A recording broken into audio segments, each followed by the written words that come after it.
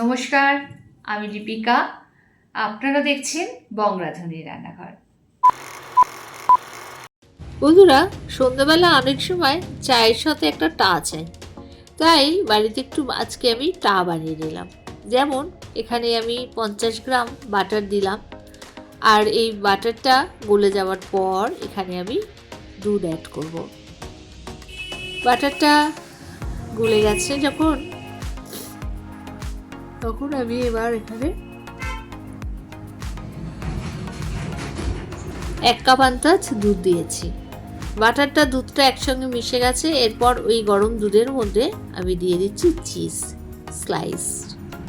Slice cheese একটা দিয়ে দিলাম। এবার এটা গলে গিয়ে সবটা মিশিয়ে নিয়েছি। আর এখানে দিচ্ছি ময়দা, 200 গ্রাম ময়দা দিলাম এখানে আমি। আর এই ময়দাটা ভালো করে এইভাবে মেখে নেব, ওই দুধটা দিয়ে চিজ আর বাটার সব কিছু রয়েছে তার মধ্যে। ময়দাটা ভালো করে মেখে নেওয়ার জন্য আমি অন্য একটা পাত্রে চেঞ্জ করে নিলাম। এবার এটাকে মেখে নেব, কারণ ওটা প্রচণ্ড গরম, ওখানে হাত দেওয়া যাচ্ছে না। ফুটন্ত দুধ দিয়ে এটা ময়দাটা একসঙ্গে মিশিয়ে নিয়েছি।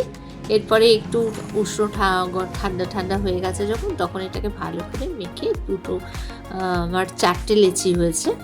এবার এই লেচিগুলোকে ভালো করে রুটির মতো করে বেলে নিয়ে আর এরকম কোনাকুনি শেপ দিয়ে কেটে নিলাম। লম্বালম্বিভাবে আগে কেটে নিয়েছি, তারপরে আবার পাথালি করে কেটে নিয়েছি। দেখুন, একদম নিমকি হয় না, কিনতে পাওয়া যায় বাজারে, সেই নিমকির মতো দেখতে হয়েছে। তো এবার আমি এগুলোকে খুব অতিরিক্ত গরম হবে না, অল্প গরম হয়েছে এমন তেলটা সেই সময় দিয়ে দিলাম। দিয়ে এবার ভালো করে ভেজে তুলে নিলাম। সন্ধ্যাবেলা চায়ের সাথে একটা সুন্দর স্ন্যাক্স তৈরি হয়ে গেল। খুব